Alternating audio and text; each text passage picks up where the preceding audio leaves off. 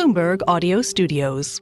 Podcasts, radio, news. Out to California, where the magnitude 7.0 earthquake occurred off the coast of the northern part of the state. It triggered a tsunami warning that was later lifted. That quake felt from San Jose to Grants Pass, Oregon, and as far inland as Sacramento, with a magnitude 4.2 aftershock detected later.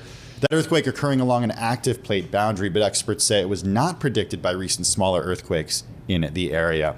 We got with us Bloomberg News Deputy Team Leader for Power and Natural Disasters, Mark Chediak, who joins us from the San Francisco Bay Area. Mark, good to have you with us this afternoon. Just give us your experience a little over an hour ago, if you felt this. Actually, I did not feel the shaking. However, I did get an alert on my phone that an earthquake was imminent, and then I got a subsequent alert that lots of us around the Bay Area got about a tsunami warning, basically telling everybody to seek higher ground. I think there were reports of limited shaking around the San Francisco Bay Area, and the tsunami warning obviously forced some evacuations, including our offices along the pier. Anecdotally, what are you hearing from either family, friends, or even colleagues as far as their experiences so far? Well, we're hearing things like daycare centers that are near the coastline closing early, the San Francisco Zoo shut and evacuated, the Bay Area rapid transit train service, shut service between San Francisco and the East Bay. We are getting some reports from closer to the earthquake. One of our reporters spoke to the city manager of Eureka, and they are getting some limited reports of damage, but it's still early. And a lot of times when these big earthquakes events occur, it takes a little while to sort of figure out kind of what kind of damage has happened. Yeah, so let's talk about that. It's still early. I know the Bloomberg News team is out there; they're gathering data. But are we hearing any reports of significant damages here at any point in the area? And again, this occurred off the coast, so the epicenter was by no means on land. That's right. The epicenter was about 62 miles off the coastline. We are not at this point getting any reports of severe damage.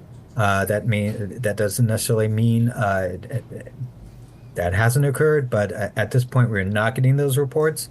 The earthquake did strike off the coastline of a fairly sort of remote, not a densely populated part of the state.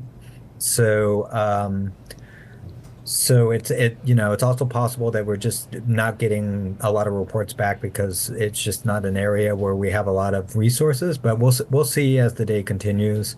So far, so good on that account, though.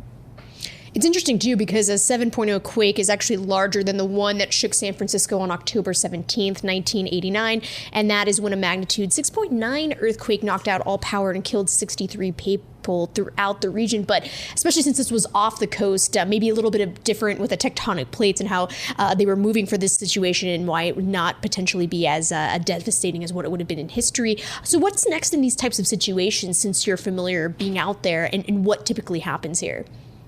Well, typically we start getting reports from local officials about the kind of damage that's occurred. It may take a few hours before those reports start coming in. The other thing is people who are in harm's way are trying to make sure their friends and family are safe. And it's a little bit of a chaotic period initially, but after that period passes, we start to get a better sense of what's the magnitude of all of this, so to speak. The good news is they did lift the tsunami warning because that was something that we were quite concerned about here in the San Francisco Bay Area. We have a lot of low-lying areas that are vulnerable to a tsunami.